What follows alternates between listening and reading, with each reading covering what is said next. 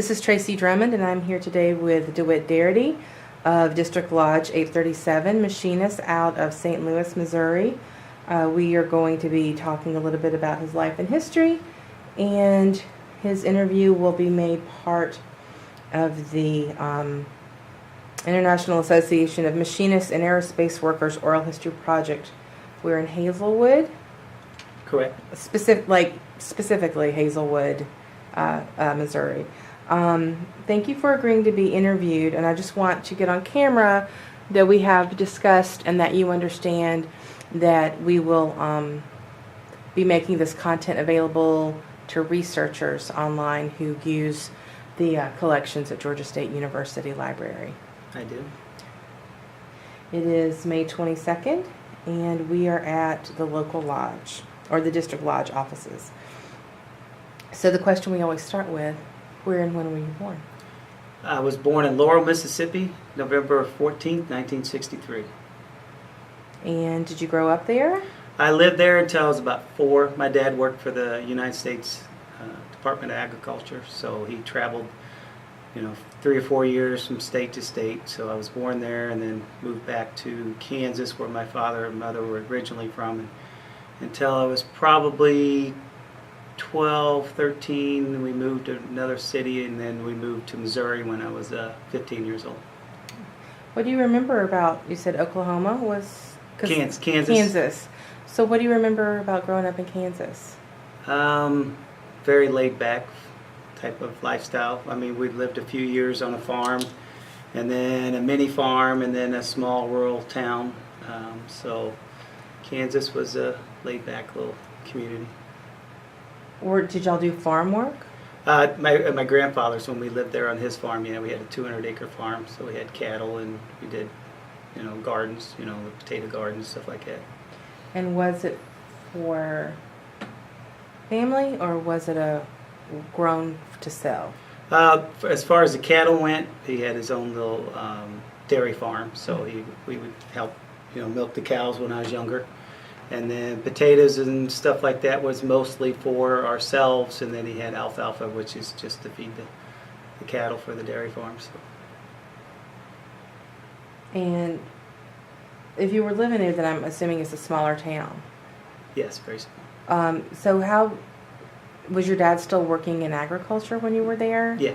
So was he at the county seat, or? Well, when we lived in Fort Scott, Kansas, he worked in a small town called Iola, Kansas, and then when we moved to Heston, Kansas, he worked in a place called Newton. They were both agricultural facilities. What he did was mainly, like in Mississippi when I lived there, it was chickens, and then when we moved to Fort Scott, Iola, was still chickens there, and then in Heston, and then when we finally ended up in Missouri, we moved to Bonne Terre, it was for eggs, egg yolks, so he was the inspector for all those to make sure that they met the guidelines of the federal government.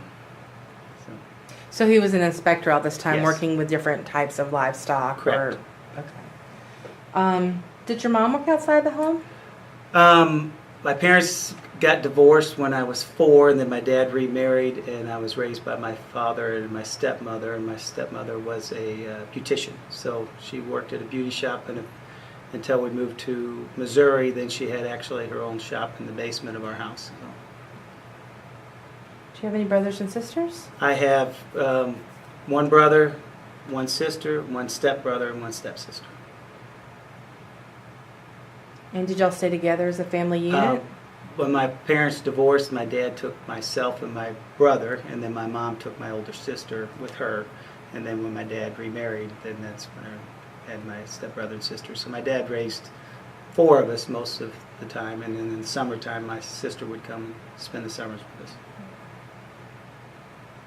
Did you like working on the farm? Oh, yeah. Yeah? Yeah. Everybody pitches in on a farm. Absolutely.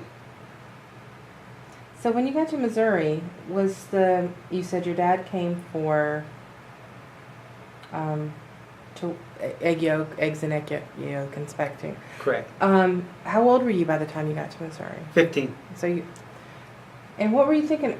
Were there any expectations in your family for what the kids would do Once- after graduation? Not really. I mean, my dad was a Army veteran, so, and then when we got to there, by the time we moved to Bonne Terre, I was a freshman starting my sophomore year in high school. My stepsister was a junior. My older brother, my biological brother, was a senior in high school. So right after he graduated, he went into the Navy. My dad made a decent living, but not enough to where he was going to be able to afford to send any of us to college. So we kind of just figured once we got out of school, we would either get a job or go into the service. And like I said, that's what my older brother did. And then my stepsister, she got married right out of high school. And when I was getting ready to graduate high school, I played sports most of my life. And so I was going to go to Fort Scott, Kansas, which is where we were back in the day, and that's where my parents are originally from. And my grandfather had played football there at that community college, and I was actually going to go there and play football once I graduated high school. But once I started to go there, that was in the 80s, and that was when Reagan was president. And the grants that I had to go play football got sliced during the Reagan administration. So not having the funds for my parents to pay for me to go to school, plus relocate out of state, I ended up joining the United States Marine Corps. Kind of followed in somewhat of the footsteps of my dad and my brother. He was in the Army, brother in the Navy, and I went in the Corps. Reason why I chose the Corps, because I figured if I was going to go in the military, I was going to go in the best. So. Did you play a lot of sports in high school? I did.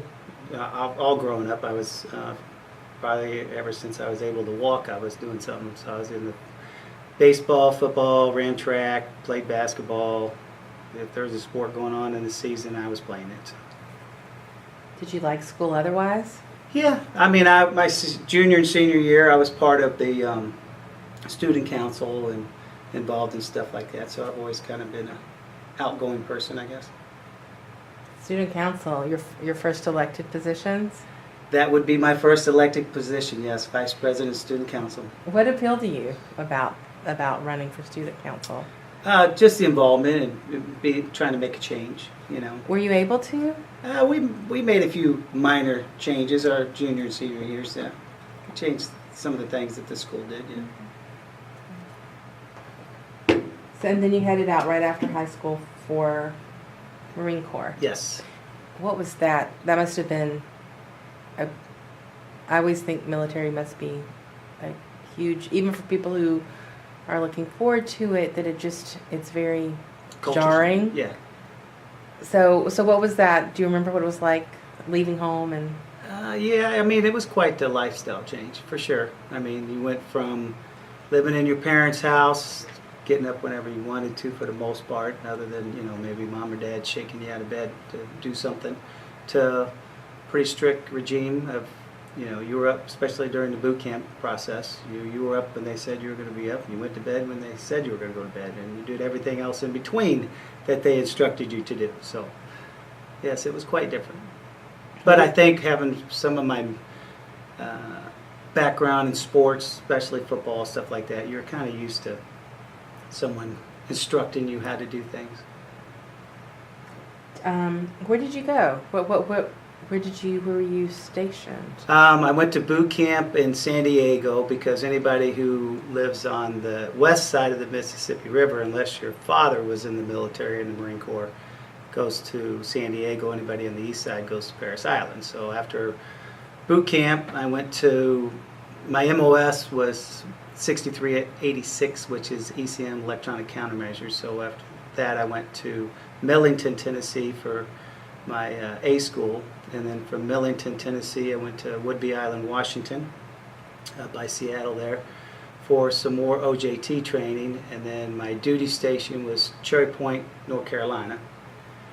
Once I got to Cherry Point, I spent a few months there, but over the course of 4 years, the squadron that I was in, we went pretty much all over the world, and we were the only Marine Corps squadron that EA-6B Prowlers that the Marine Corps had.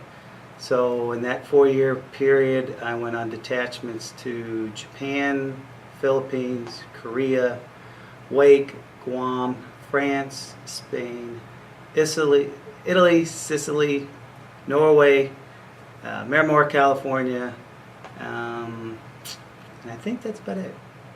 That's a lot. So which fort was in San Diego? What were you at? MCRD, that's Marine Corps Recruit Depot. That's Okay. where the boot camp is. And Mellington? Millington, Tennessee. That's a naval air station.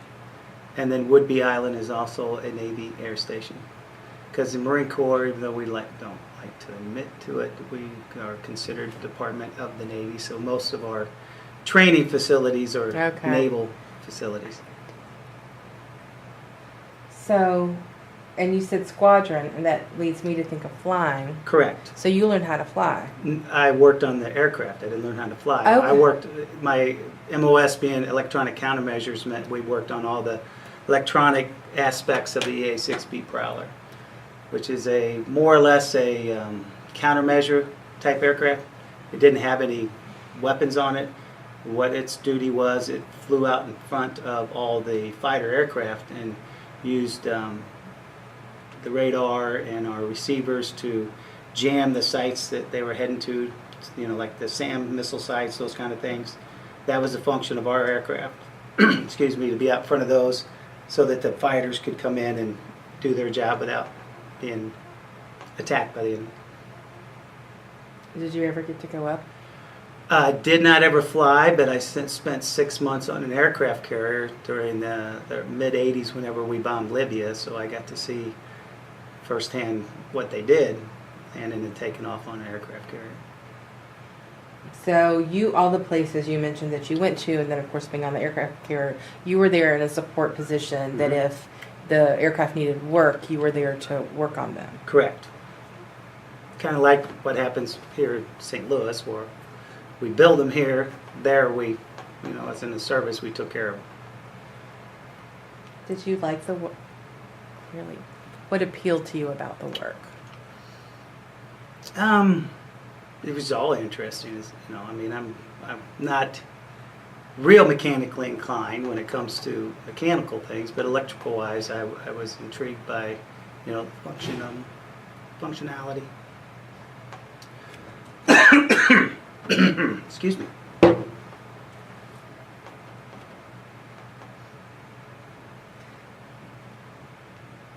So, when you were, when your time with your first, did you say tour came to an end? Detachment tour. Detachment. Yeah. Did you choose not to? Why did you choose not to? Re-enlist? Yeah. After 4 years? Partially because, I was almost 23 years old at the time. And in 4 years, as you can see, I went quite a few places in a short period of time. And by then I knew what I did for a living. Unless I advanced somewhere else higher in the Marine Corps, that's what I was going to be doing for the next 20 years. And I looked around at my gunnies, gunnery sergeants, staff sergeants that were career Marines, and they were only in their mid-30s, but they looked like they were much older. So it kind of wore on you. So I figured, I don't want to do that for 20 years. And did you come home? What were your next steps? Oh, sorry. Excuse me. Do you want to get some water? No, I think it's just a sinus stuff. Okay. It's kind of drying my throat out a little Yeah. bit. Well, if that changes, let me know. So what was after Marine Corps? Well, when I first got out,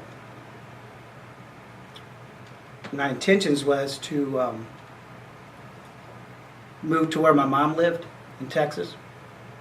Oh, so since then she had moved.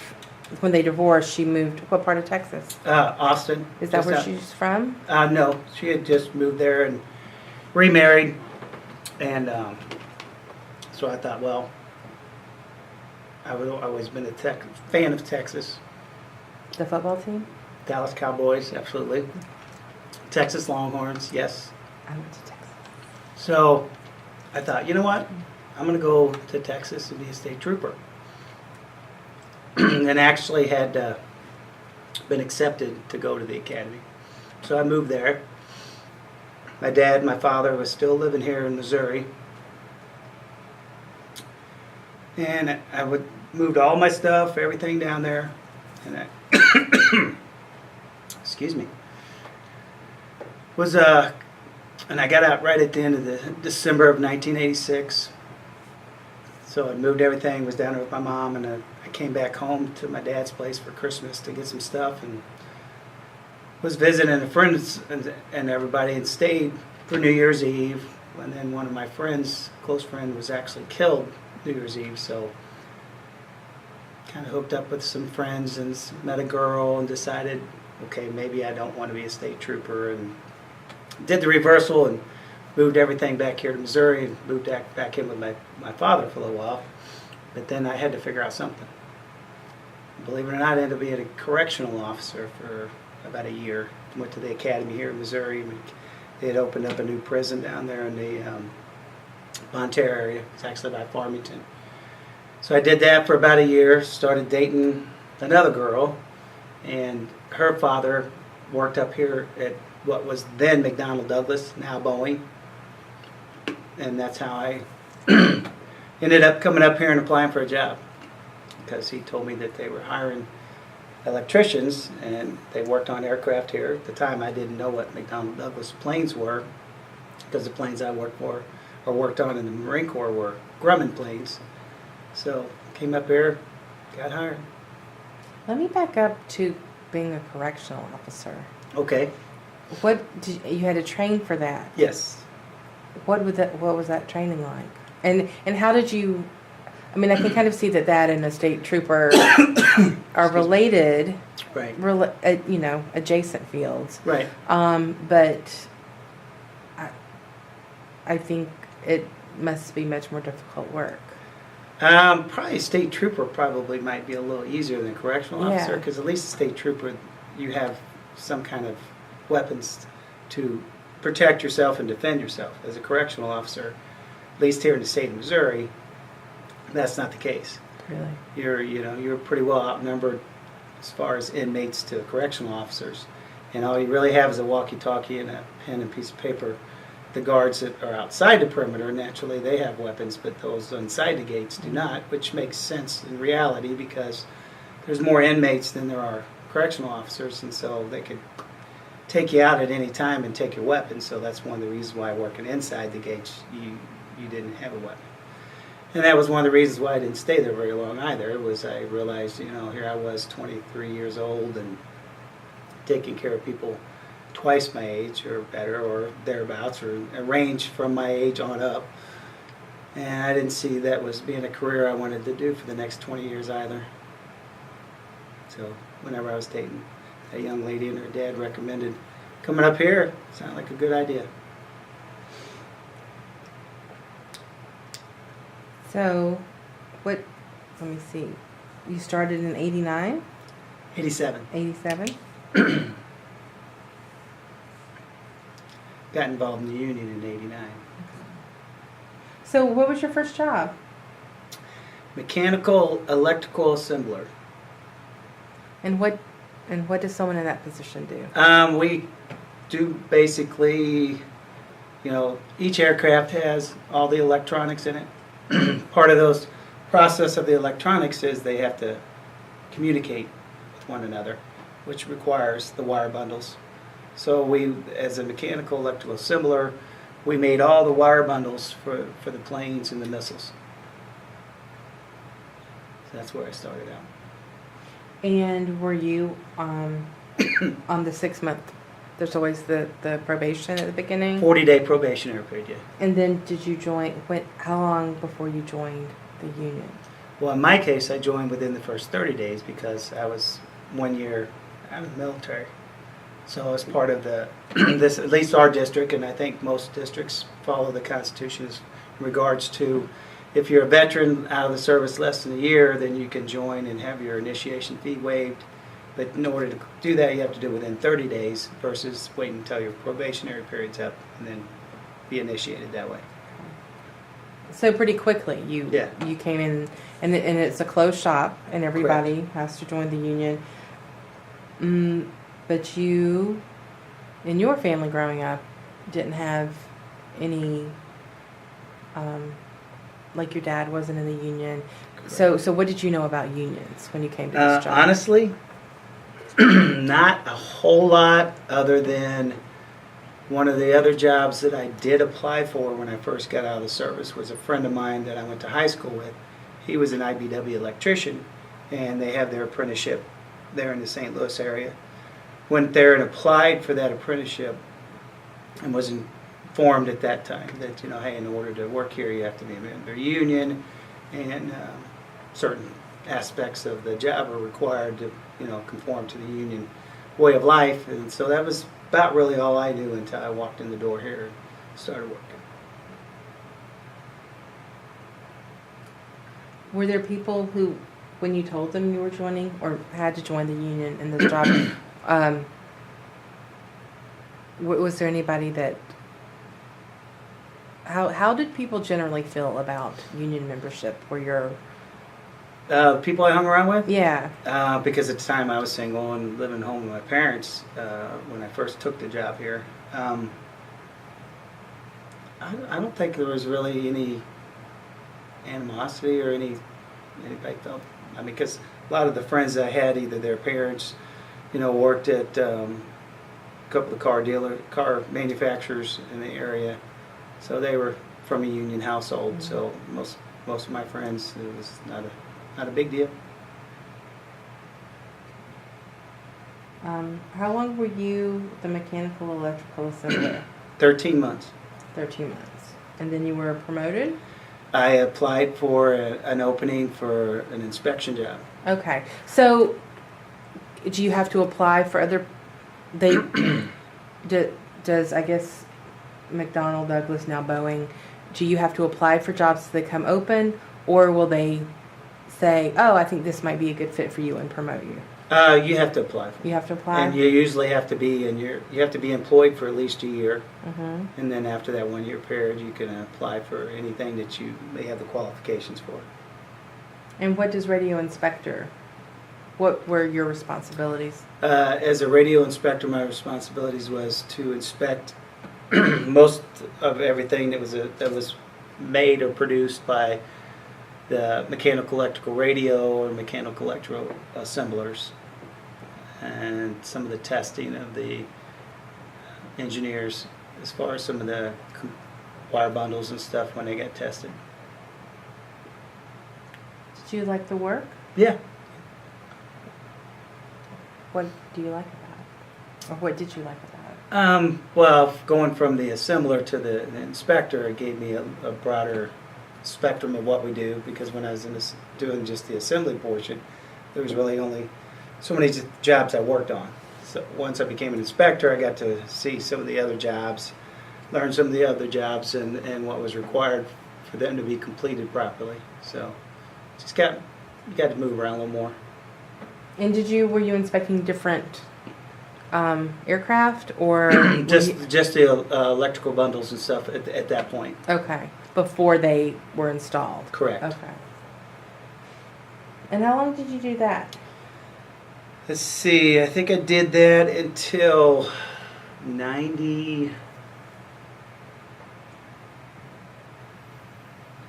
Or I think it was 94, because then they changed the job titles and they merged some inspection classifications, and then I became an assembly inspector after that. So I went from just inspecting electrical aspects of the aircraft to mechanical and electrical when they combined classifications and made the assembly inspector. And how many assembly inspectors are there generally? Depends on how many members we have, but when I started as an assembly inspector, whenever they merged the classifications, there was about 400 of us at that time. 400 inspectors? Assembly inspectors, yeah. And when you say merge classifications, for the layperson who doesn't understand what that might mean or what impact that might have, in a workplace. Can you talk about that a little more? Yeah, it was, it was a contract negotiated item. I mean, at the end of the contract, the company, for whatever reason, determined that they wanted to merge some classifications. And it was voted on by the membership to make those mergers happen, and that's how we kind of merged. So it was really went from doing the same job for the most part, for most guys, but your title changed. But then some of the guys might actually transition over and start doing other aspects, doing things that if they were still just a electrical radio inspector, they wouldn't have done. But after the merger of the classifications, then I got trained to start inspecting mechanical aspects of it too.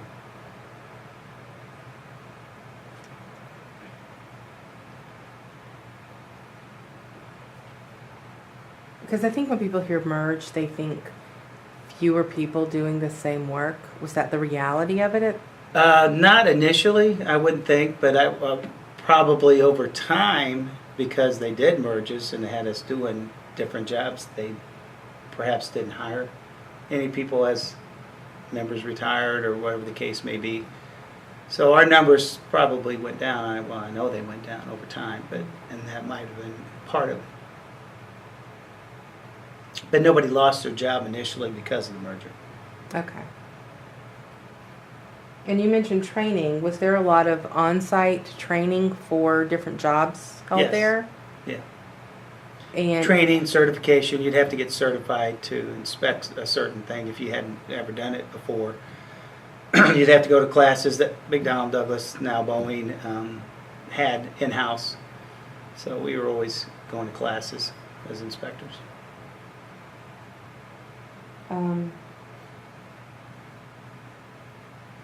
How long would training last? What do you feel it was thorough? Yeah, for the most, and it would vary. Some of them would be, maybe a one-day class. Others could be a week class. Some could be 2 weeks long, and then you'd have to go back every so often to get like a refresher course or recertified. I mean, your cert could last maybe 6 months, a year, 2 years, just depending on what the certification was, and the requirements of the government. Because the U.S. government required Boeing to make sure that their employees, their members working in these certain positions, had whatever certifications that they required.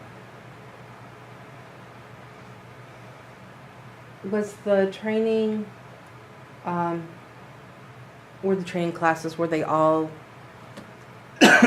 created by the company only, or did the union have input in them? Most of them, I would say for the most part, were done by the company. There weren't too many that was a combination of the union and the company agreeing on these classes. Because again, it really the training revolved around the government requirements, because the aircraft that we built primarily are purchased by the U.S. government. So as such, they would dictate what kind of training would be required for the certification. Because it's mostly, like you said, military aircraft. Correct. But have you started making commercial aircraft? Here in St. Louis, we have recently, even though we did have some in the back when we were still McDonnell Douglas, we did have some buildings that we built the MD-11, so we had the FAA requirements back then in the late 80s, early 90s. But then after that, we didn't have any commercial aircraft until last year and a half, 2 years. We just started the 777 here, building some of the 777 work. Has that added jobs? It has. Has it added a significant number of jobs? It's still growing. I mean, they just completed the building probably within the last year to say it's completed enough to where they can start bringing in the product. And then part of the work, we're getting it from our sister district up in Seattle, 751. So as they release the work down here and we start getting more and more of it, they've been hiring. And as as a secretary treasurer now for the district, I see the initiations coming in. It's not growing by leaps and bounds, but it's growing. I mean, some months they may hire 20, 30 people, other months 5 or 10, depending on the work. But we're slowly but surely hiring. At the end of the day, as far as the work that's supposed to be coming here to St. Louis, they're telling us that it's going to probably create between 500 and 600 union jobs. So Why do you think Boeing, who now has non-union shops on the East Coast, and maybe other places too. I guess I'm most familiar with Charleston. Right. Or Charleston. Why would they send more jobs to a union shop? I can't answer that 100%. I can only speculate on what I think happened back when that was being worked to try to bring that work here to St. Louis. We at that time had a Democratic governor for this state, Governor Nixon, and he fought to get that work brought here to the St. Louis area. Actually got some of our brothers and sisters, sister unions, to especially construction trades, to give some concessions on their overtime hours to try to build this facility here in St. Louis to get that work here. And so, and I think we also negotiated our contract for a contract extension, for some classification language to try to garnish getting that work here. So I think a combination of the two is why it ended up here, not somewhere else. Even though we are a union shop. Under a Republican governor, do you think? That would have happened. We probably wouldn't still be a union shop. If you're familiar with what's going on here in the state of Missouri right now, as soon as the Republican governor that's in office got in office, he pushed through legislation to make this a right to work for less state, is like what we like to reference it. Not a right to work state, but a right to work for less state, because that's what it is. So if he'd have been in office, we probably wouldn't even have gotten that one. So while we're talking about that, what do you think has happened that changed people's minds who had previously voted for? I mean, is Missouri traditionally Democrat? Like, have you had mostly Democratic governors? Or have you also had Republican governors who still were pro-union and worked with unions for jobs for the state? Probably a little both. I mean, over the last 20-some odd years, we've probably, the governor of the state has been Democrat. Some of our state senators, or U.S. senators, have been Republican, so it's kind of been a, little fight back and forth. But I guess because we are a military producing state, those Republicans have kind of been in our corner over the years as far as getting work here in St. Louis for military aircraft. So I'm not quite sure why there's been such the shift over the last few years to try to make this a right to work for less state. Because in reality, the workforce here in the state of Missouri, probably 11%, if not less, is actually a union job. So for them to argue that it should be a right to work state to bring more work in here because we're overpriced because we're such a big union state is really a false statement, because we're not. So I'm not quite sure why they made that shift. I've been driving for that shift. Other than the Koch brothers of the world that just want to dominate everything. It's the only answer I could give to that problem. What is... Because in order to get these people elected, there's a shift in everyday people, in people who, the voters. Mm-hmm.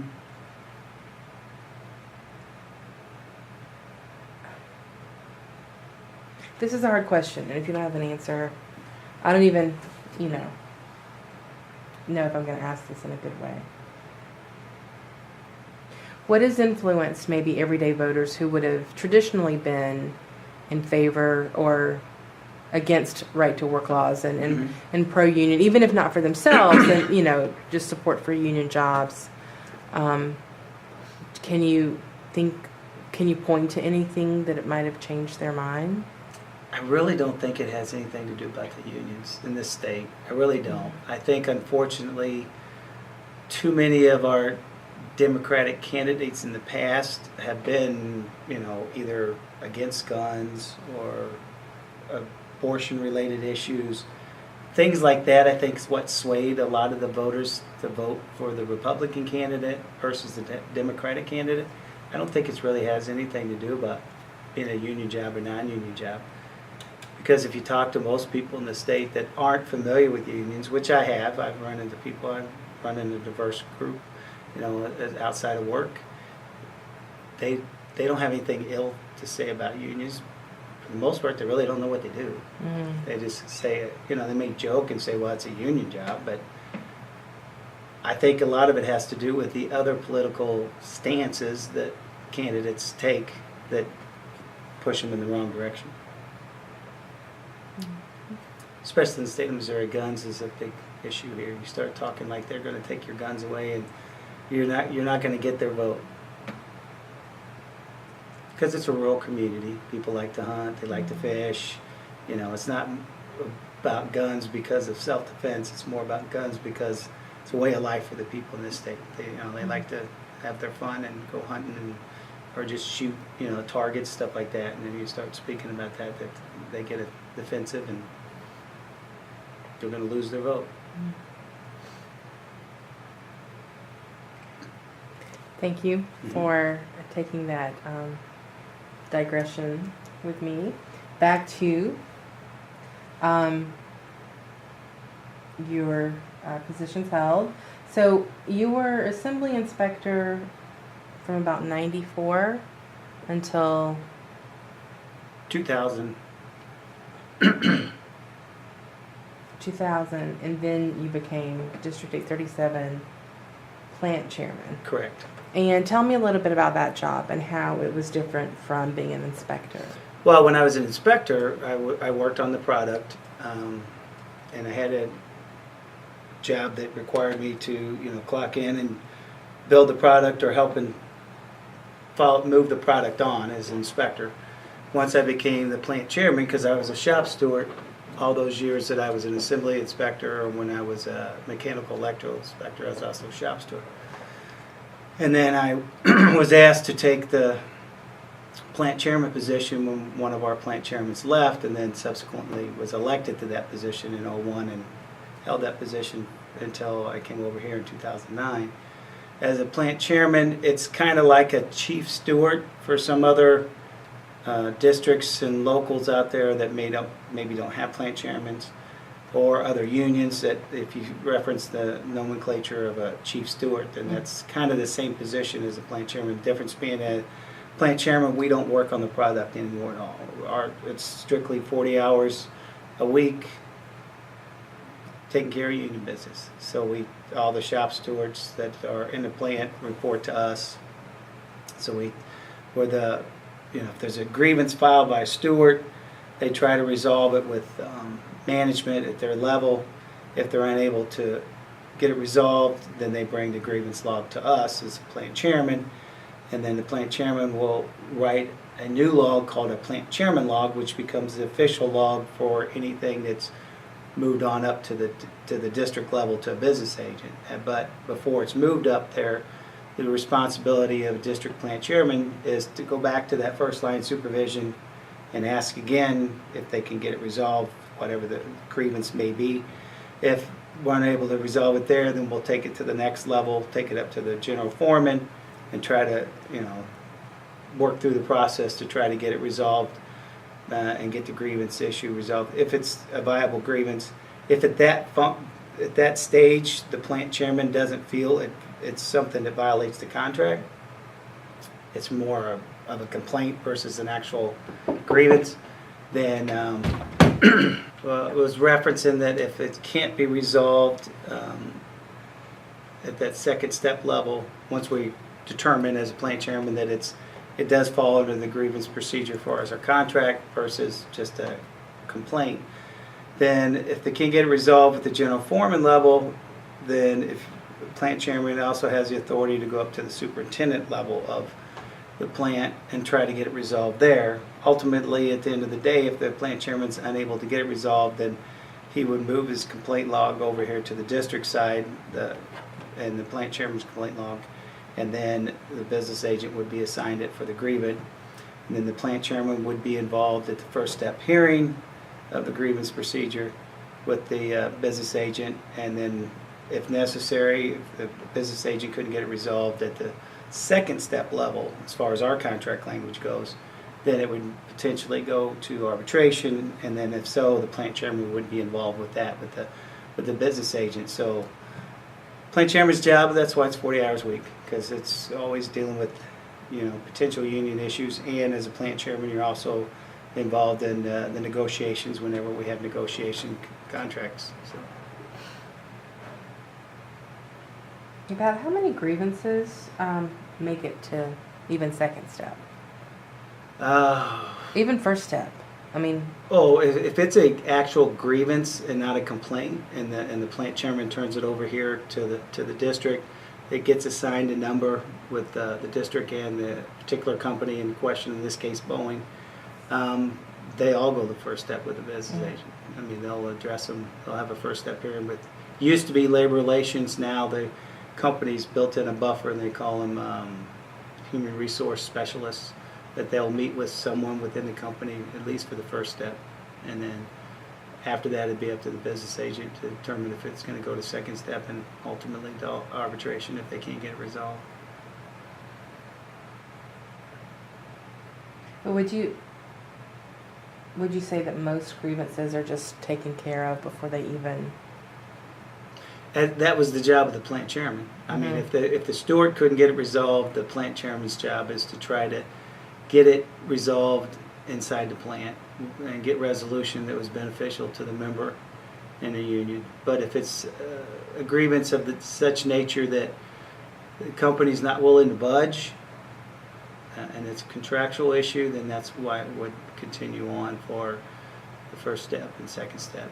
Or if it involved somebody being terminated or someone receiving time off, generally speaking, that would be elevated up to the business agent to try to get a resolution for the member. How easy has it been to work with Boeing? Well, I guess first McDonnell Douglas and then Boeing on things like this. What have your experiences been with them? As time has gone on, when it was McDonnell Douglas, it was more of a family business, because it really was. I mean, it was McDonnell when it was first founded here in St. Louis, and then McDonnell purchased Douglas out in California to make it McDonnell Douglas. But it was still ran by the McDonnell family. I mean, you used to see John McDonnell and James walking around in the building, you know, and they would stop and talk to people, or they'd ride around in their little carts and stop and ask how things were going.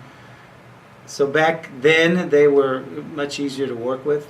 When the merger first transpired in '97 and we became Boeing, it was still pretty good, because even though the name changed, you were still really dealing with the same management structure, same labor relations, and it stayed that way for probably a majority of the 2000s.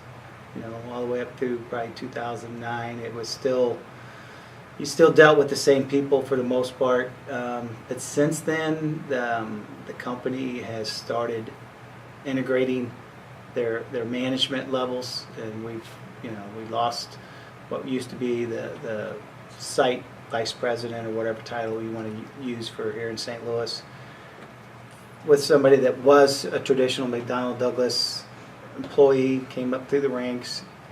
They left for whatever reason, retired, moved on, whatever.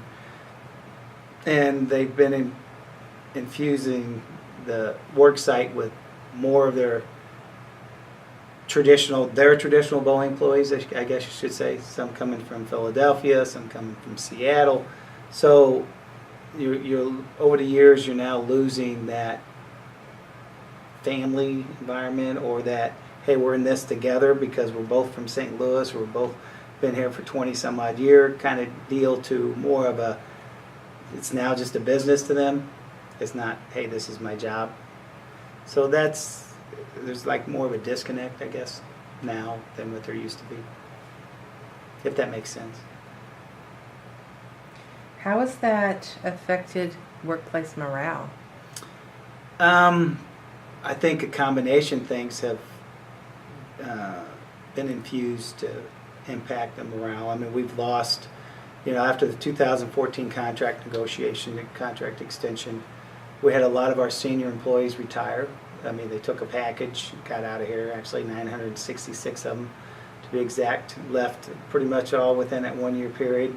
And they've been hiring people to replace them, not as many that have left, but you lost all that history, or involvement with the union over the years. And now the people that are coming in are the younger generation.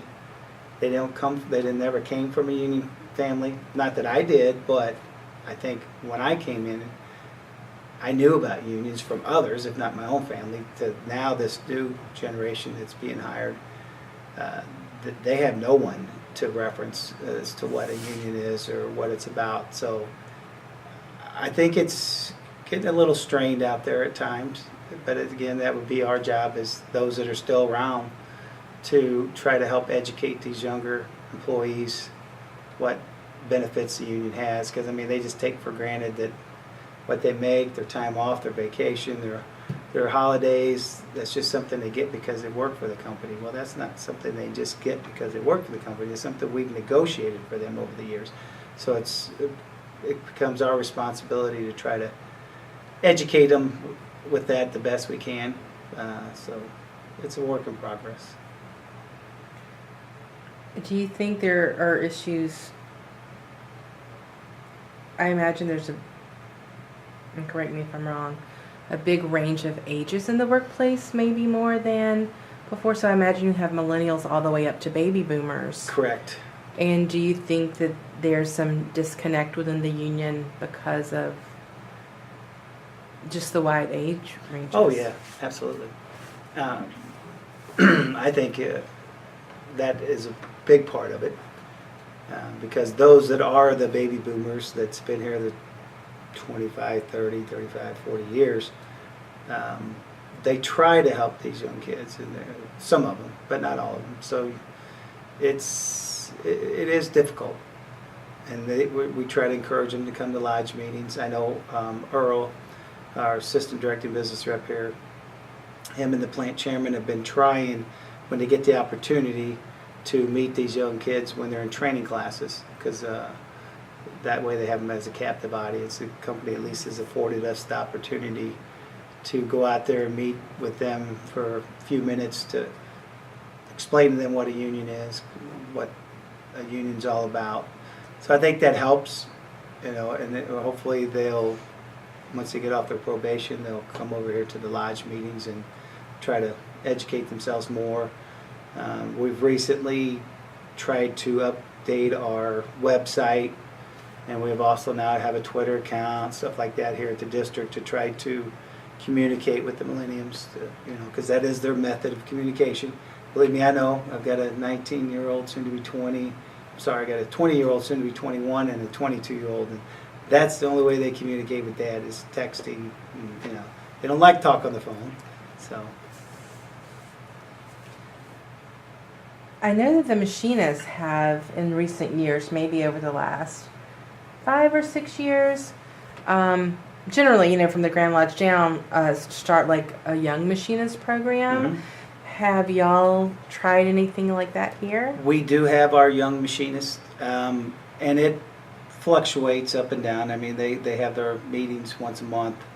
We try to encourage them for our guide dogs. We do big guide dog events all year long here, and one of them that we have that we try to use the young machinists for is our bowling night, and try to get them involved that way. But it's still tough. I mean, it's not leaps and bounds, but we do have folks that attend the young machinist meetings. So.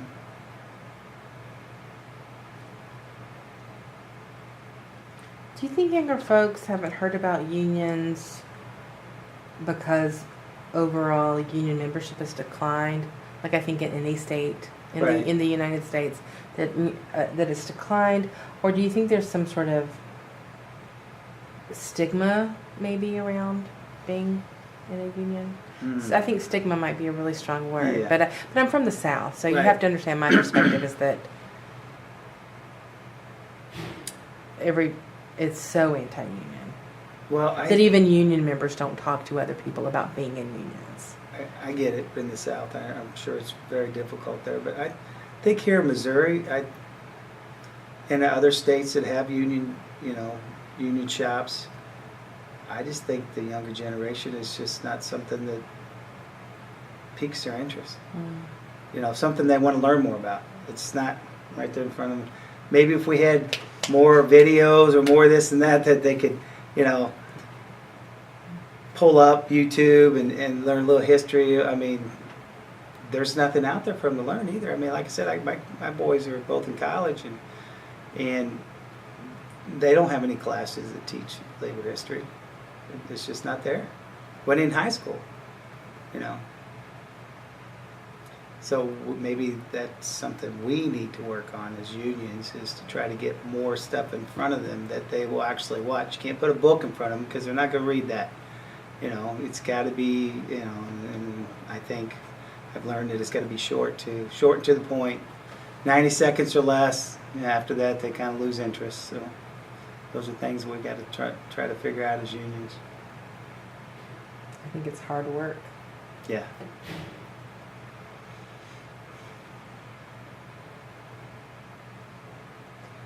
So I'm going to jump from plant chairman back down to your first leadership position, shop steward. And in 1989, so you had been here 2 years before you got involved. Correct. So what led you to become involved with the union? Well, in reality, my steward at the time decided he didn't want to be the steward anymore for whatever personal reasons. And then they came to me and asked if I would be interested. I honestly hadn't even hardly started coming to the lodge meetings or anything, so I was pretty green myself. But I guess since I've been involved in sports growing up, was in the military, somebody asking me to help them out and step into a role, that's probably what got me started. And then once I got in there, I realized, you know what, I like helping people. So. And you started out as a member of 837B. B shop? That's the lodge. B lodge. B lodge, yes. And then actually, in reality, when I first hired in, I was in A lodge, or I'm sorry, I was in C lodge because as a mechanical electrical assembler, it was local lodge C. And then when I became inspector, then I moved into local lodge B because our lodges are set up based on your craft. So. And A is? A is pretty much, well, today that's all that's left is A and B. But when I hired in, we had 5 lodges. A, B, C, D, and E. Can you give a brief description for each one? 837A was primarily crafts that dealt with assembly type work. 837B was more of your, at that time, more of your tooling background. C lodge was... What do you mean by tooling? Is it creation of tools? Tool and die maker, stuff like that. Okay. Machine shop, that kind of tooling structure. Okay. And then C lodge was more assembly related skill type work, whereas A lodge was, I don't want to offend anybody, but that's just the way it was created back in that day. C lodge was more the skilled based assembly, and then D lodge was your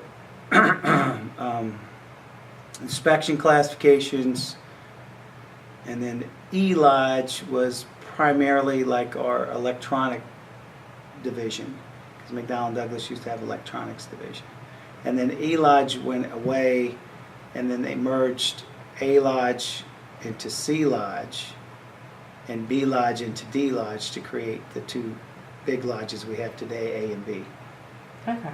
So that's why I say I've kind of been in all but A, because I was D lodge for a little while because of the inspection title I had, and then B lodge when I became the assembly inspector, and I started out in C lodge. And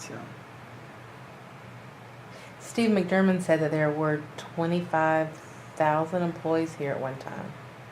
When he started, there probably was. When I started in '87, we had about 16,000.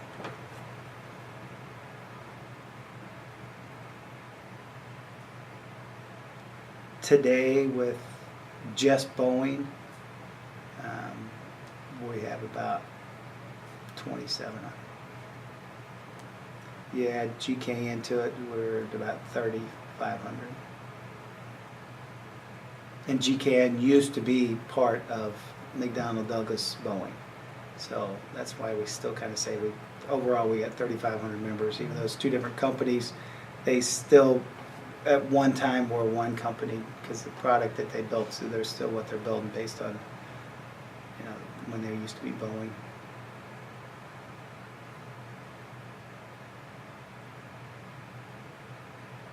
So you were shop steward for a long time, Mm-hmm. but you were also a political action committee chairman during that time. For the district, and then also vice president of the lodge during part of that time. And I became president of the lodge about the same time I became plant chairman, right around, I think, the timeline's pretty close. How can you do them both? Plant chairman is a full-time district position. Local lodge officer is a non-paid position. It's a weekend position at best as far as your duties.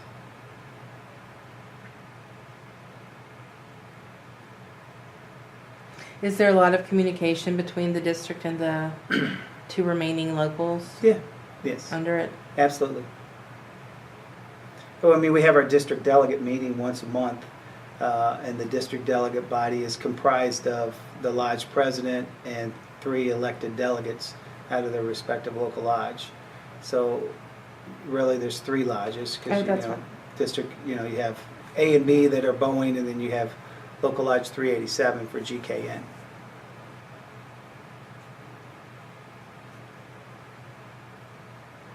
So the 3 presidents and their 3 delegates attend the district delegate meeting once a month.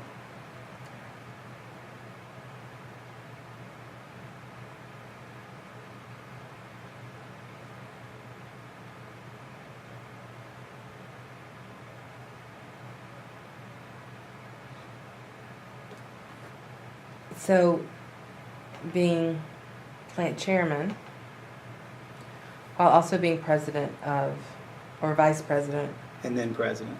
and then president, all of this kind of be overlapping. Yes.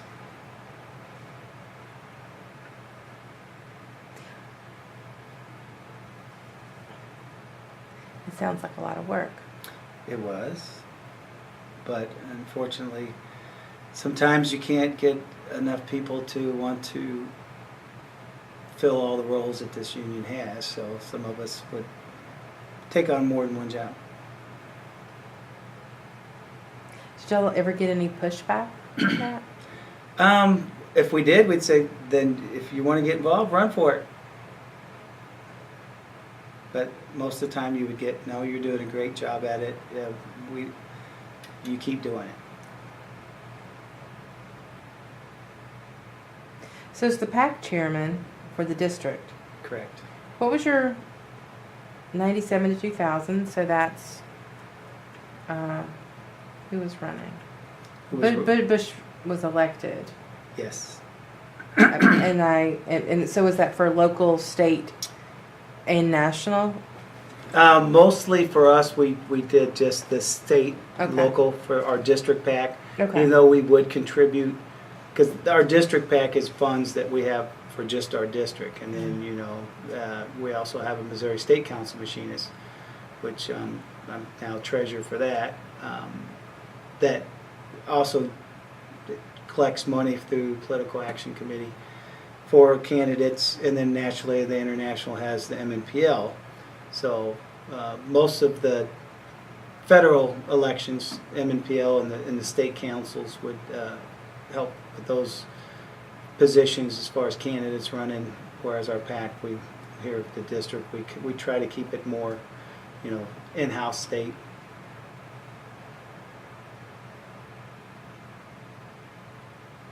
Are people receptive to that? I think generally people. This is the big thing. Often it's difficult to engage people politically to the point that they want to donate. That is very correct. It's very difficult to do. So how did you do it? Just by educating them and saying, look, most people feel that unions do nothing but take care of Democratic candidates, and so that's why a lot of times you may not get people to contribute.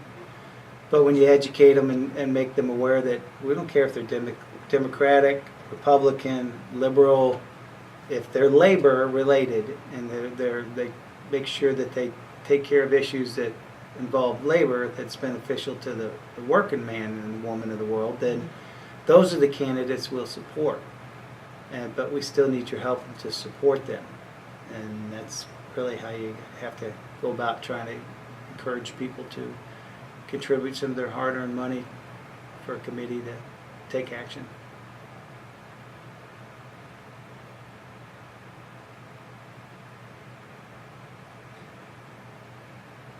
Here in Missouri, do y'all often have Republican candidates who really are friends of labor and really, outside of maybe some true fiscal issue, like, related to taxes and money and spending, really do good work for unions and other working class folks? Actually, we do. I mean, until this past year when we unfortunately lost the governor for the state to the Republican position, a lot of times that legislation kept coming up for right to work for less in this state.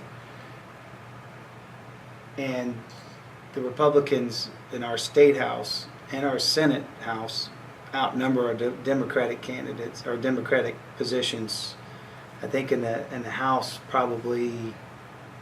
it's probably 80-20, but yet we would get enough of the Republican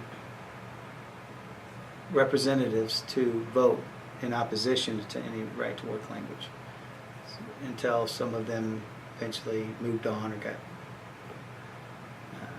persuaded once they had a Republican governor in there to change their position. But I would think for the most part a lot of Republican elected representatives have helped us where they could and still do. I mean, or else we wouldn't have the numbers that we have now, because they outnumber the Democratic candidates or Democratic seats in the House and the Senate by a large number right now today. So. But not today, but not traditionally. No, today and tradition over the last 10 years they've had, as far as the Senate positions and the House of positions in Missouri, they've outnumbered us for at least that last 10 years. So we have to have those Republicans that are in our corner. We wouldn't have been able to keep a lot of the legislation out of there that we've been able to keep out of there. And with the Democrats, have they always or generally done what they said they would do? Generally speaking, yes. Always no.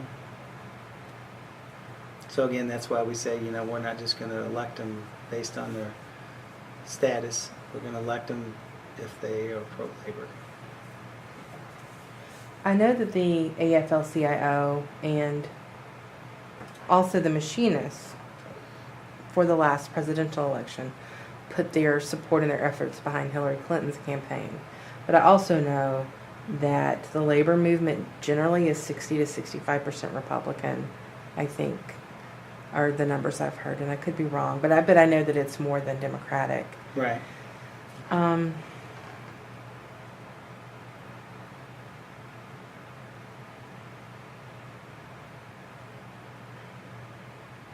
And the reality is that no one is ever going to do everything they say that, regardless.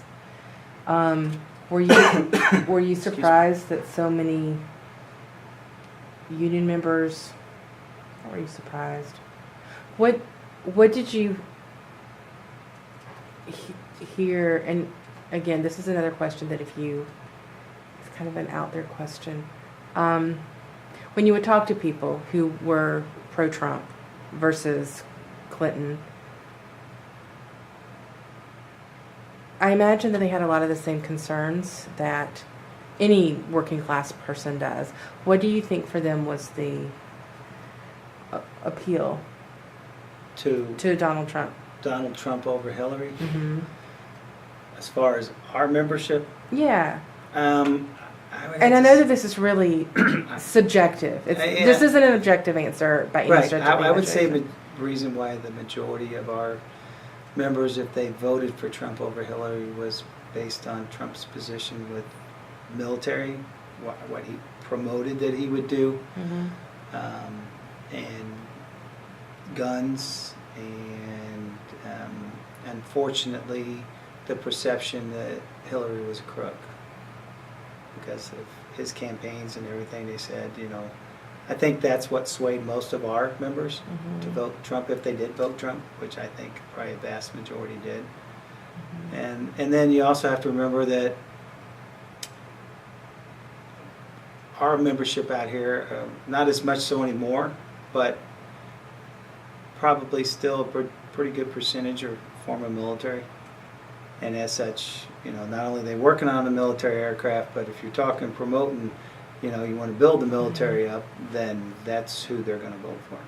Because of the type of work we do and the fact that a lot of them came from, those branches. So anytime you speak that language, that's who they're going to lean towards.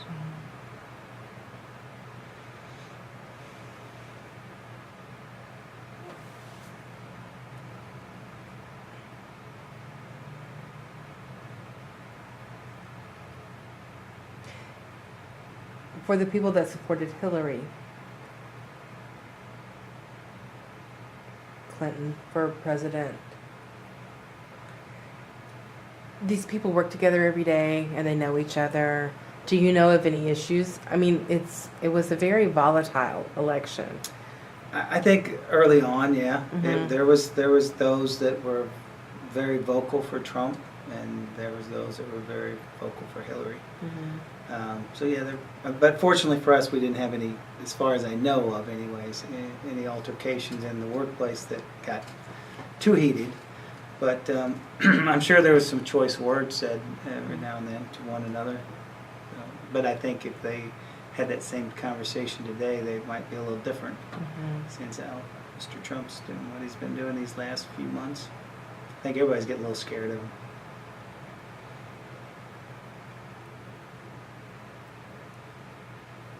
He seems to be an unknown quantity. Yes.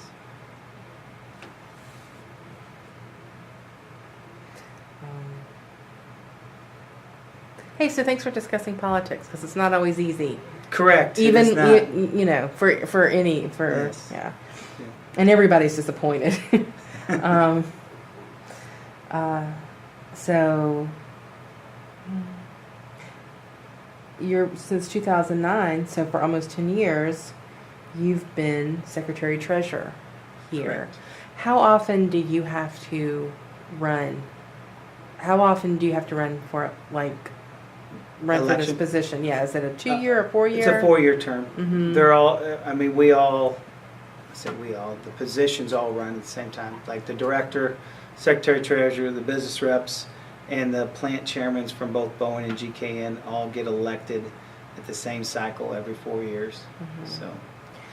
Do y'all run on a slate? Are there usually a couple of slates? The political atmosphere at our district is set up to where normally, yes, there's a group that run together, Mhm. but not always. And then you may have 1 or 2 different slates, sometimes 3. I think our last election we had 3 different groups that were running for these positions, and then some independents on top of that. So Does that make it... What's it like when you're running it? I mean, if there are people grouping off who are so it's not like you're 2 different political parties and you're running against each other, but you're all of the same right. local and in the same workplace. Are there bad feelings? Over the years, there probably have been some. I mean, just like with anything else. I mean, you're running for a position. You try to keep it above board the best you can at all times. When I say above board, you try to make sure that you promote yourself instead of trying to demote your opposition. But unfortunately, that doesn't always happen. Sometimes people's communications, their literature that they put out may not show somebody in the best light. But we try, over the years, this district has had some heated elections, and then we've had some that aren't so bad. So, I mean, it just depends on the candidates running and whether or not they want to run on their record and on what they intend to provide for the members versus slinging mud. I mean, we've had a little of everything over the years. Do you feel comfortable talking a little more about some of those issues? What do you mean? Well, just an example maybe of where folks didn't, I guess, think that things were being taken care of and maybe put together their own slate to run against a group of folks that always... Well, as long as, I mean, I guess the best way for me to say that is if somebody wants to run against me in the position that I'm currently in, if my intentions are to run again in the next election, is as long as what they're promoting themselves as is saying, okay, I don't feel this is done properly. If I'm in office, I'm going to try to make this change.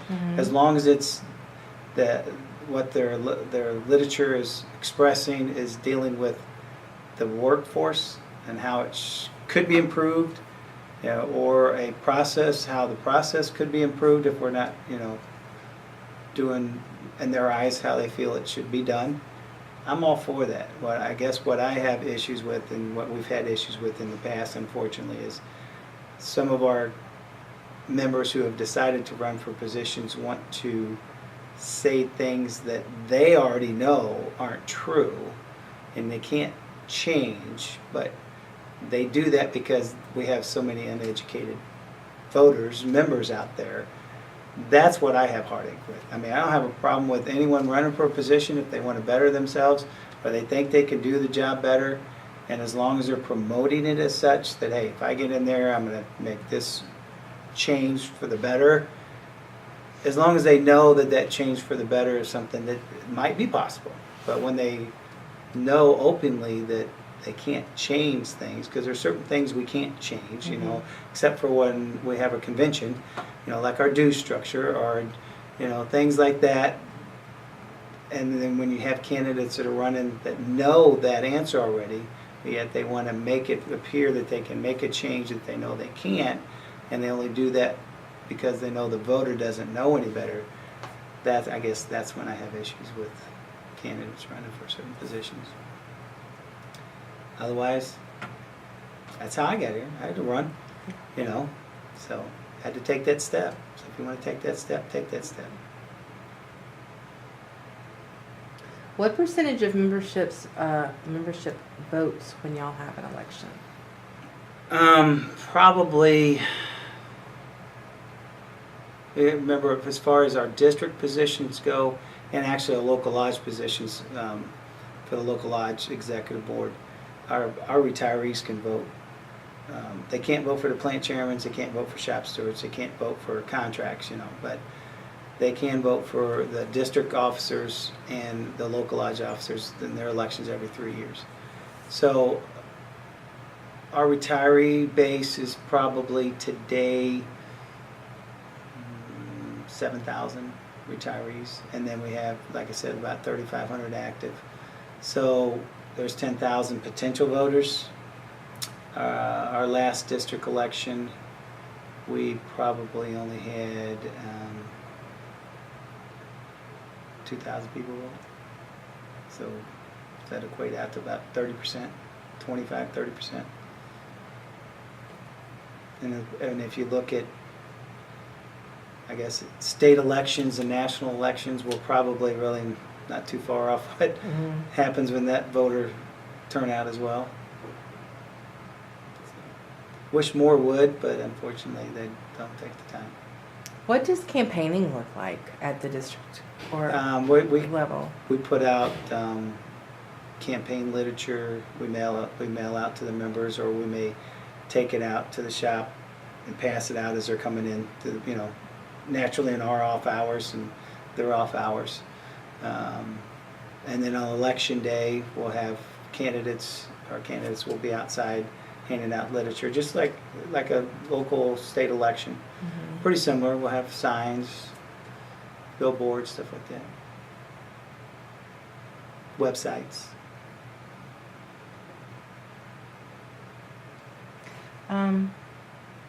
What percentage of your membership is African American? I probably couldn't answer that 100%, but I could probably guess. I mean, we used to be greater. We've had a lot of our senior members have retired, and I don't know how many the company's been bringing back in. 20%, maybe 30 between Boeing and GKN. And what percentage is women? Probably about the same, if I'm guessing. I mean, I don't really pay attention to that so much, I guess. Yeah. Either or. Okay. Do you, because I looked at your officers page on the internet and I saw out of maybe 12 folks on that page, one African American and no women, if I remember correctly. You're talking about the district site, yeah. and then the local lodge websites as well. I didn't look at the local lodge Yeah, website. there's a few more there, but yeah, at the district's level, that's unfortunately we don't have as many. That, and I think the last district election we only had, one female run for position, and I think we had four, maybe five that were African Americans that ran. Only one being successful, but unfortunately, I think a couple of them ran against one another. So naturally, only one of the two is going to win. And I think that was the case with Brother George. I think a couple of the other candidates who ran against him was also African American. So, but the biggest problem is getting people to come to meetings, to get their meetings in to be eligible to run. If they don't meet the requirements, then they can't run. Unfortunately. We preach it. We try to get them to show up.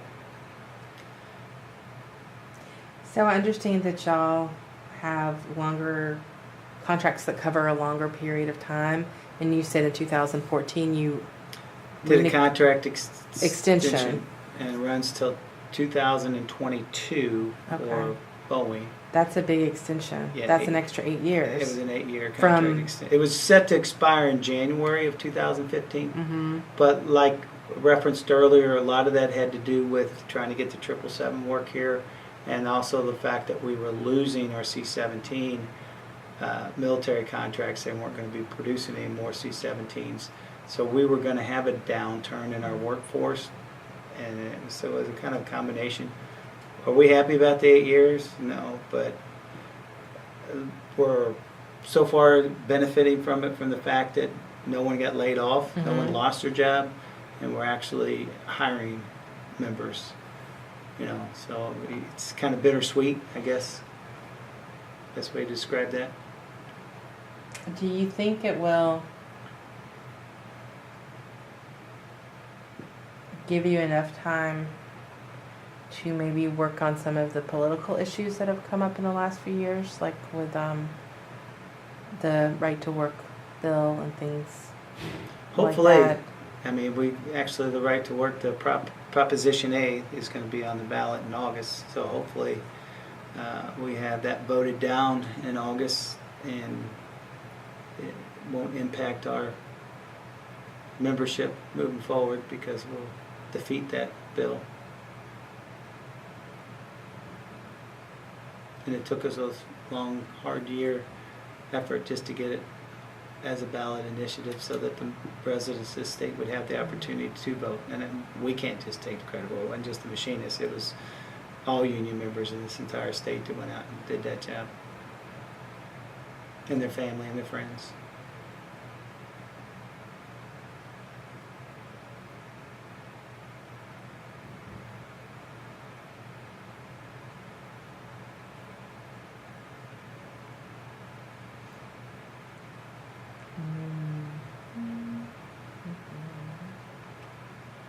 So you were not here for the 1975 strike? No, That was a little before your time. I was just a little kid at that time. Yeah, but then there was one in 95? 96. 99 days Tell me straight. about that.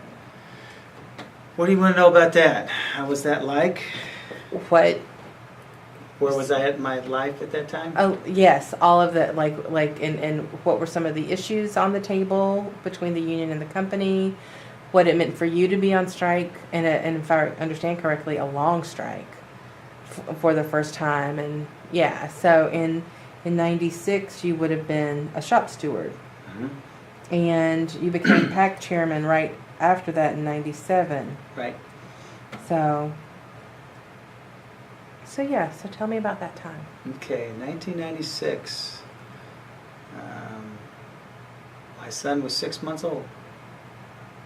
Your oldest or youngest? My oldest. First child, 6 months, out on strike.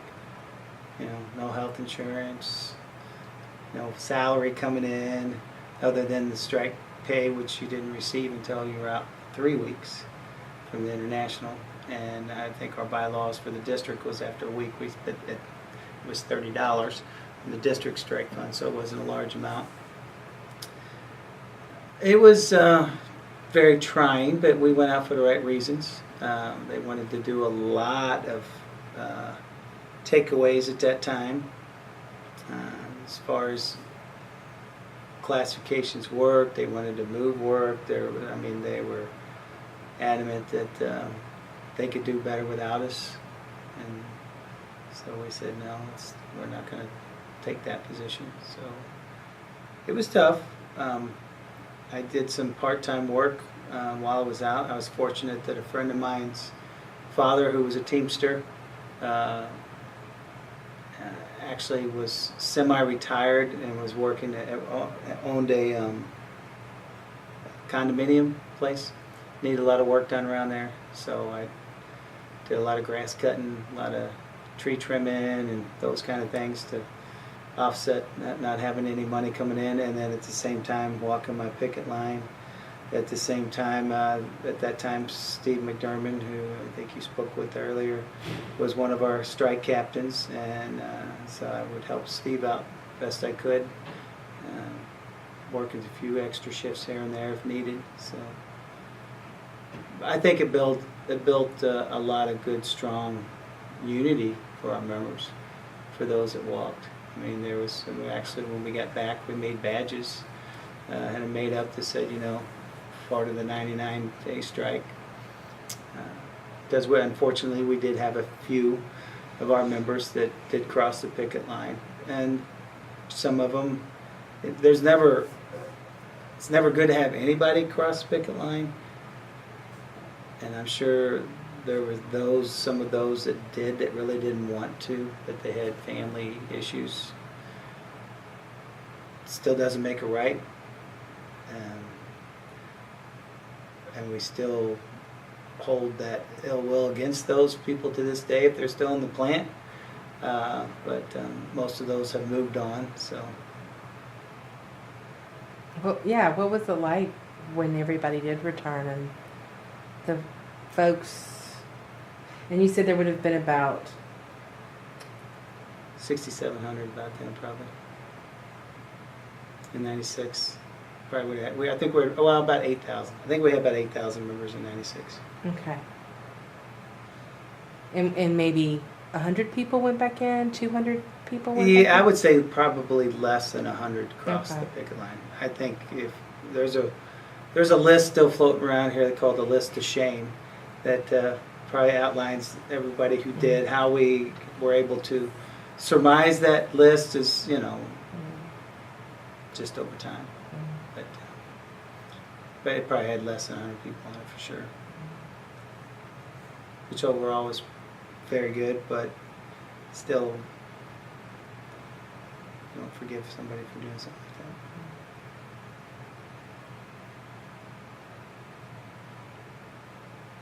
Would I do it again? Absolutely.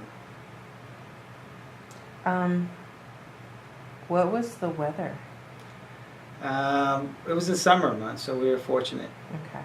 You know, we went out in June, came back in September. So I know in '75, from the stories that I heard, it was a lot different. They went out in the wintertime, and I think that was one of the things that they fixed back in the day, so that whenever the contracts came due, that they were expired in the summer months. Unfortunately, this last contract extension that we agreed to in 2014 puts us back in the January months in 2022. So we might see that again. Hopefully not, but we'll be prepared if so.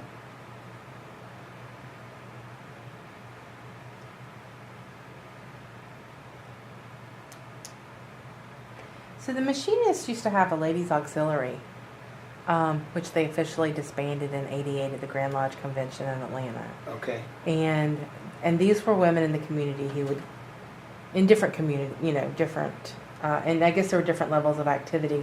These were women who would come together to sort of, if there was going to be like a party or barbecue, they would have a committee that sort of helped that. They would do outreach into communities, and then sometimes they were able to boycott or strike in ways that their husbands couldn't, because they worked all day. So, Okay. if there was an issue, they could leaflet, or they could tell everyone to avoid a particular grocery store or whatever. So they had their own sort of subversive lady way, like activities in the community.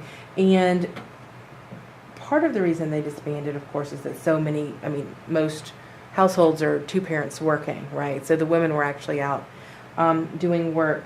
But I still feel like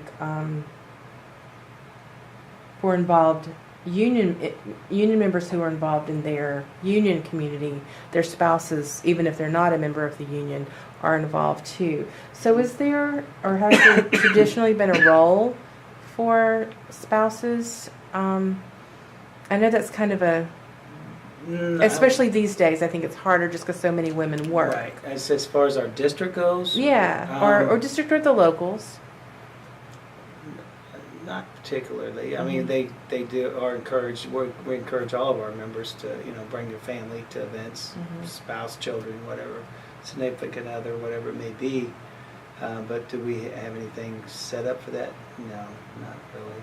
I mean, I guess probably one of the reasons why they probably disbanded it in '88, besides the workforce issue of more women in the workforce, is I think also we created the women's committee, and we have our Human Rights Committee, and we have our Community Service Committee, which does all the functions that you kind of mentioned earlier that auxiliary we're doing. So, but like for us, for our guide dog events, our spouses volunteer to help with that. If we've got something going on with community service, like Ron Simpson, who's chairman of our history committee. I know his wife comes over and helps with some of the things. So we try to encourage our members to bring their spouses over for as many events as they can. But do we have anything in play? Not really.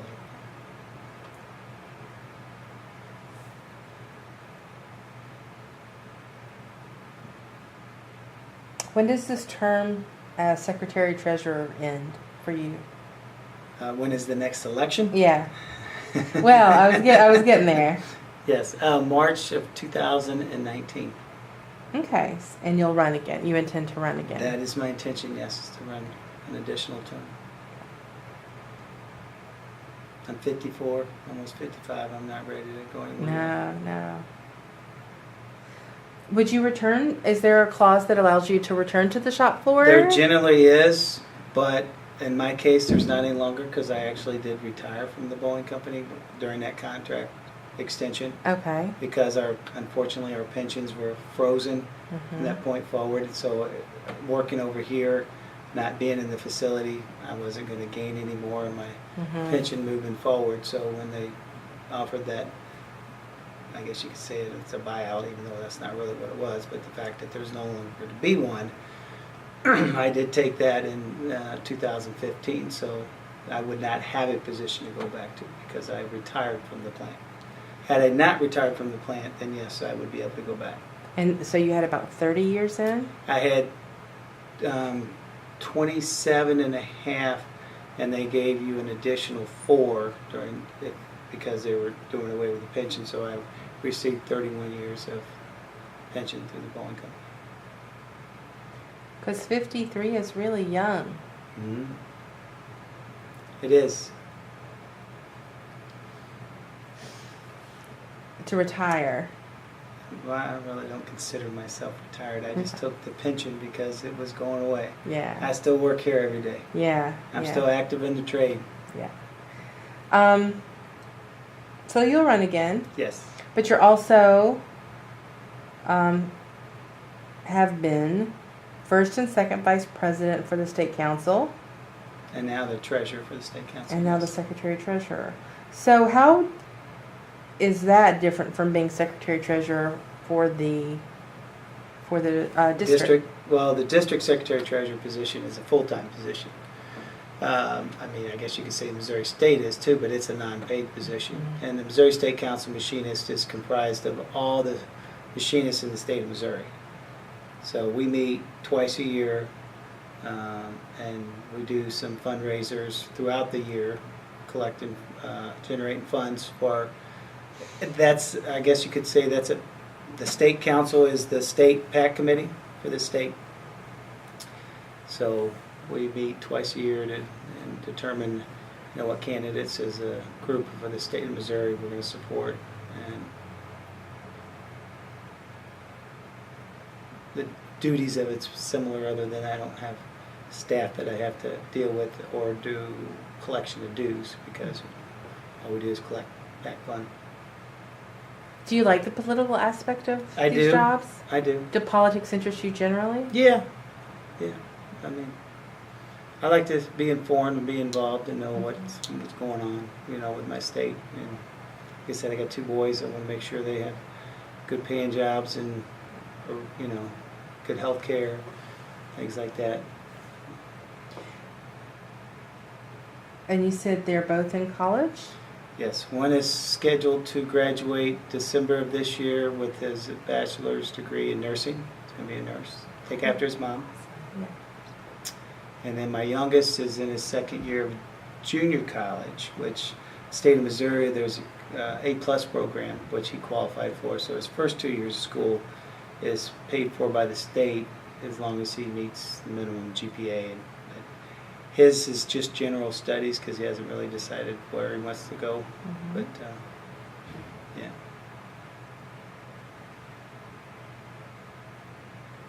Does he have the option of, like, whichever, does he have, schools he can pick and then he'll automatically be accepted because he's coming through this program? Yeah. Okay. That's great. So has your wife always been a nurse?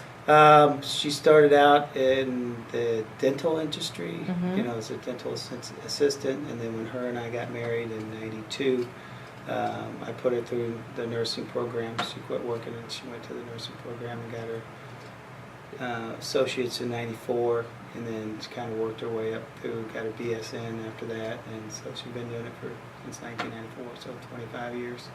That's great.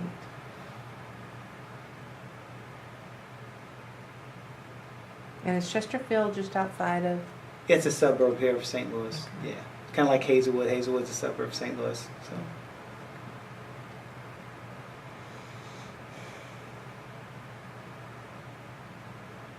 So we've talked a lot about your work, but I think in very specific terms. But you must think about labor and unions and your contributions. I mean, I don't think workers generally are taught to reflect on their work, but I mean, in any field, like even my field. Right. But I think people probably do more than they realize. Do you, Have any observations or thoughts on your work specifically, unions generally, that you want to share? I know, this is kind of an out of nowhere question. Yeah, that's kind of a left field. Yeah. I don't know. I guess I want to toot my own horn, I guess. Do it. Toot No. it. Nothing really comes to mind that I want to say. I mean, I did this for a reason, just kind of like I got my bachelor's degree and got my master's degree. You know, they're one's in human resources and the other was in organizational management. Mm-hmm. When I received that second one in 2004, I was a plant chairman at the Boeing company. The way it's structured there, even though we're plant chairmen for this district, we're still paid by the Boeing company in those positions. And so we report to labor relations as our boss, even though they're not our boss, but as far as the way the structure is for the company, that's how it's set up. And I can remember when I received my master's degree, the labor relations manager at the time, Denny Cool, asked me what I was going to do with that. You know, if I was going to try to find a position within the company, you know, and move on up in the company. I said, no. I said, I went to school. As it states, it's an organizational management because as a machinist union, as a union, that's what we are. We're in an organization. So I wanted to educate myself the best I could so that I could help this membership. And one of these days I'm going to move into a position over there within our district that will help these members. And eventually I did, 5 years later. So I guess that's the only tooting of my own horn. Where's Lindenwood University? Is that nearby? It's in St. Charles, just down the street, across the river. Okay. Did you, because it was 97, did you have to take on-site classes? Mm-hmm. So you worked that into an already very busy schedule. Whoa. And 2 little kids at home, yeah. And shortly after the strike, yes. Actually, I was still going to school during the strike. Really? Because I started going to school there in 94, Mm-hmm. and I got my degree in 97. So. Well, congratulations. That's awesome. Thank you. You've done a lot of contract negotiations. Mm-hmm. Do you enjoy them? I do. I did. I mean, as a secretary treasurer, I'm not afforded that opportunity anymore because somebody's got to prepare the facility for in case we go on strike. Got to have the facility for the strike vote. You know, all the background stuff is what I do now for negotiations. But yeah, I did enjoy the banter back and forth across the table from the company. And educating yourself more on what your contract really is, what the benefits are. I think it helps, especially when you're like a plant chairman or president of a local lodge, to be in the negotiations, because you know, even though you think you might know as a member what your contract book really says, until you're sitting there at the table going line item by line item over and over, you really don't know the entire book until you've been in negotiations. I think it's hard to read contractual language. Harder, I think it is deceptively harder than people think it is. It's not like the reading you learn to do in high school, like literature, No. or it's very technical. Yes, you have to be able to decipher it, yes. And you've been Grand Lodge Convention delegate pretty much every convention until through the most recent one, which was in Yes. 2016. Yes. What do you like about the Grand Lodge Convention? They let me go sit on the floor. I was at 2012. That was Toronto, Yes. and they let me go sit on the floor, and it's fascinating to watch it all happen. It very much so is, and I enjoy it because it gives the average member, because really anybody can, as long as you meet the minimum requirements to run for the position as a delegate, anyone that works in the facility can run and be elected and go. It gives them the opportunity to see the nuts and bolts of how we're created and how we continue to manage ourselves or police ourselves. And in addition to that, affords you the opportunity to meet some people that are in the same union as you, but maybe not the same line of work. Because we are a very diverse union and cover United States and Canada. So to have the opportunity to talk and converse with fellow delegates from throughout the U.S. and Canada is enjoyable. Now, maybe not so much my last convention, because in that one I was one of the sergeants of arms for our district. Since it was in Chicago and it's Midwest, we hosted it. So that one there, I spent more time around the stage than in the audience, but that's okay. Somebody's got to do it. I was sorry to miss that one too. When you were talking about how it affords you the opportunity to meet folks from other locals and districts and different lines of work, I wonder, and what I haven't seen on here, how much training have you done at the harbor? Weapon Singer? Leadership 1 all the way through Train the Trainer. Also been up there for union growth, and been up there for some special organizing training classes, and then ST training. So started going up there in probably 98 all the way through 2000. I think 12 is probably the last time I've been up there. I just didn't see any place to list that, so.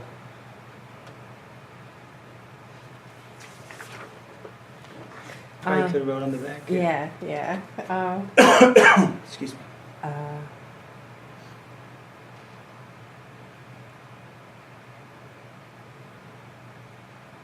So what would you tell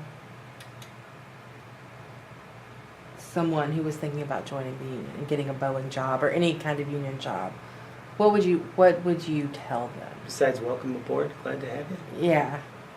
Or maybe somebody who was on the fence and wasn't sure that that's what they wanted. I would probably just try to educate them to say, here's what a union could do for you versus a non-union position. You may not see it on the surface. You may be told, okay, this job's going to pay $14 an hour, and so is this union job.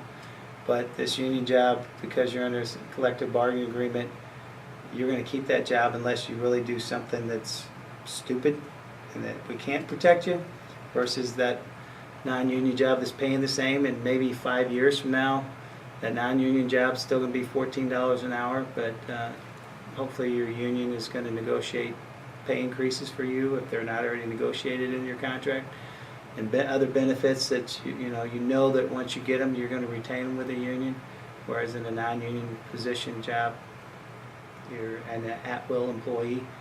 Any time of the day the boss or the manager or the owner of that company may come and say, well, you know what, we just don't need you anymore.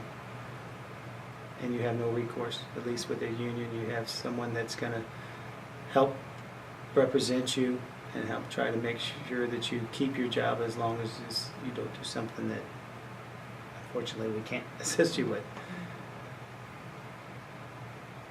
Do you have any mentors? A few over the years. I would have to say that probably one of my first mentors was actually my prior shop steward when I first started in 1989, which was Jim Cato, who's actually one of our retirees, and see him at retiree meetings all the time. And I tell everybody he's the one that got me started. And then I would probably say after that, probably Steve McDermott. When I was a shop steward, he was a plant chairman in the building that I was in, and he kind of encouraged me to continue pursuing my aspirations to get more involved with this union. And then and I think another one would have to be our late PDBR, Rick Smith. I mean, he did a lot for me when I was a plant chairman. Learned a lot from him.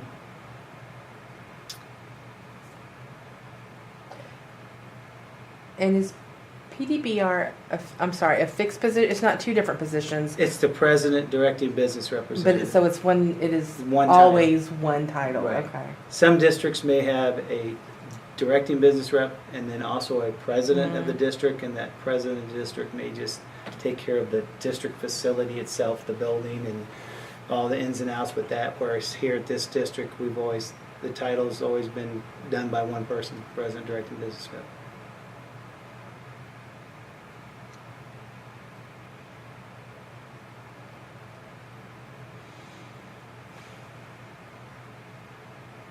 Is there anything we haven't covered that you want to talk about? No, I think we covered a pretty good broad spectrum of things. Of course, if anything else I think of, I guess I could always get a hold of I'll you. be or vice here. versa. I'll be here tomorrow. We can sneak in. That's right. another Sneak in a few A minutes. little session, yes.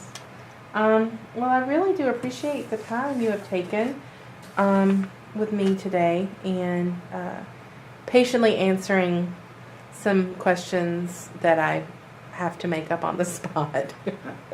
Not a problem. I understand. I realize that it is kind of sometimes you got to shift around to whatever that pops in your head at the time. Yes, yeah. Well, to try to Cover everything. Yeah, to try to cover, which no one can ever truly do. No. But well, thank you again, No and problem.